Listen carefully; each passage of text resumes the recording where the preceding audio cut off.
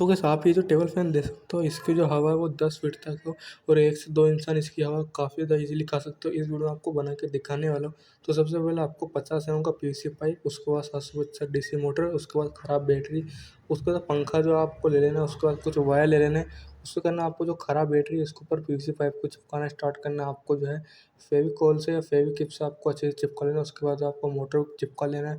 उसके बाद आपको पंखा भी इसमें लगा देना है, वायर भी इसमें जो आपको कनेक्ट कर देना है। वायर करने के बाद जैसे कि मैं बैटरी से आपको चेक करूँगा, काफ़ी ज़्यादा ठंडी-ठंडी हवाएँ दे रहा है और 1 से 2 जने जो आराम से इसको चला सकते हैं, हवा खा सकते हैं। तो फुल वीडियो मेरे यूट्यूब चैनल पे आप जाके आप देख सकते हो। तो वीडियो अच्छी लगे लाइक कर देना, चैनल पे नए हो सब्स